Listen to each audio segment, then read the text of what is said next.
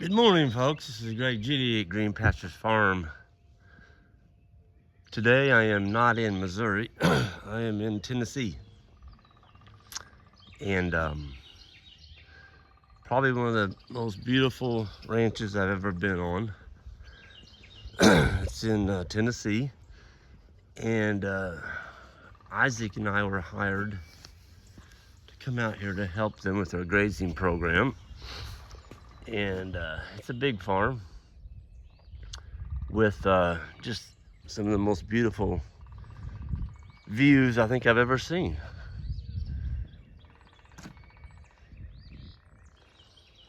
It's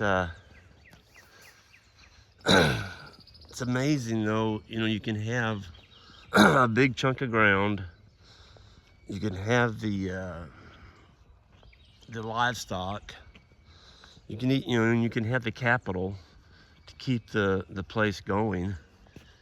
But it doesn't guarantee you that the place is going to be successful in grazing, and especially if the management's not there. And so I guess this will be our third day. We'll be going back to Rucker, Missouri today. Isaac and I are later today, but we still got some work to do. But boy, we had a good day yesterday. We had the ranch, the new ranch managers with us, and I'm telling you what, this is going to be incredible. What's going to happen here in the next couple of years? The fact that it's all in one piece. There is a highway that separates it.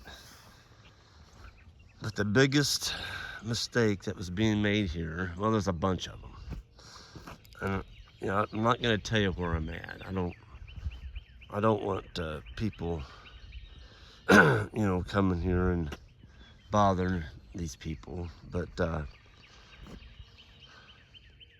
how'd you like to wake up every morning and have that view?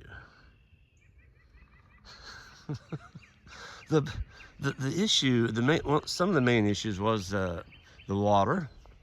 They got a lot of ponds on the farm, but they're letting the animals in the ponds, and the ponds aren't located where they need to be, and so the animals were not grazing correctly. They're spending a lot of time in the ponds, and but the biggest mistake was having 7 to 8 herds on the same farm at the same time, grazing around at the same time. And so basically what was happening was each herd, or somewhere between 70 to 90 cows, some of them were 100 cow, some of them were 100 cow-calf pairs.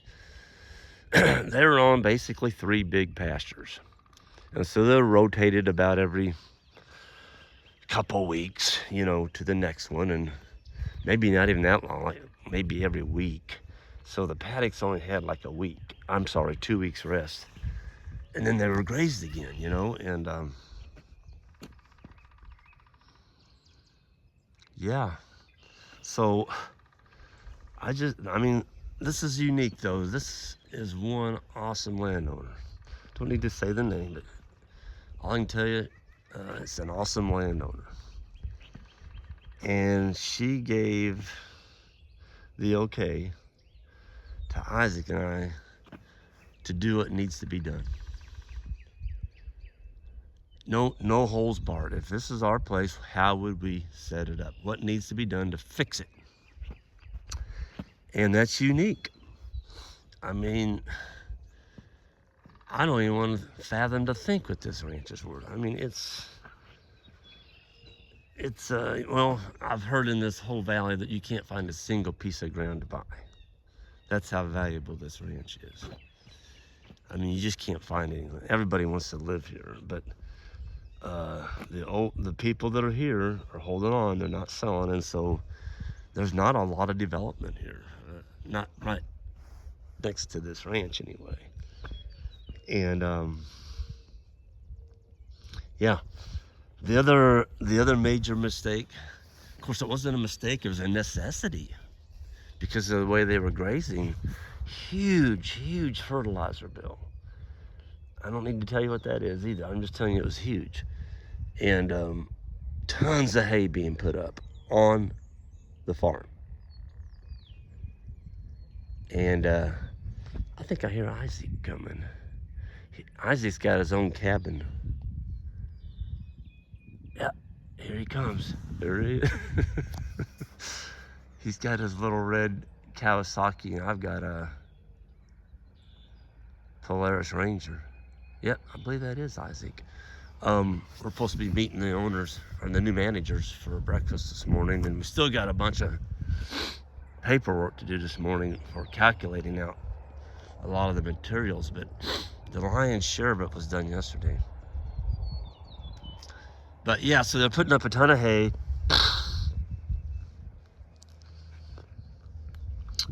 on the land, and so some of the best pastures on the farm were not being grazed, of course. That was all hay production, and I'm talking a significant portion. So that was hurting them too. And you can't, wall off, 30% of your ranch for hay production and not graze it and expect it to be overgrazed. In the summertime especially. So we're in the spring flush here. We're at April 2nd, I believe it is. And folks, there's no grass out here. I mean, look at that. There's no grass. It looks like you took a lawnmower and mowed it. There's 100 pairs right here in this paddock. They're right over the hill there. And so this paddock will never grow any grass. So I'm not going to outline all the things we told them to do on this video, but I'll just put it this way. I'd love to come back here in 2 years. I'll be back before then because they're going to need some guidance and some help, but it's going to be different. It's going to be a whole lot different. Good morning. Morning. Did you have a good night's rest? It's one of the prettiest farms I've ever seen in person, I think. Yeah, I was just telling people that it's a heck of a view.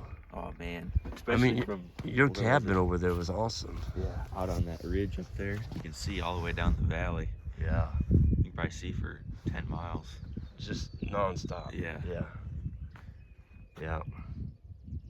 Well, I was just telling the people about some of the things that we talked about, and the landowner, how willing she is to let us just do what needs to be done. Mm-hmm. And that's a big deal. That's probably one of their biggest advantages is a good landowner. Yeah. Well, and guys that are willing to do the work. The new managers they're sold on it. They know what needs to be done. Matter of fact, one of them was the one that contacted me, to come down here. So I think they understand what they have here, but they also understand that they can't continue doing it the way it's always been done. Mm-hmm. So I'm real excited about what it's going to be here, what they're going to get going with this as far as the rotation goes, and see the improvement that happens here. Yep. I think there's a lot of potential. So one of the things that Isaac and I really been hammering on is, if you're going to have 7, 8 herds, the biggest tool you have in your toolbox is to combine the herds. And if they continue grazing like this, we're in spring flush here. The grass is about 1 inch tall over the whole ranch. They're going to be in the same boat again next year.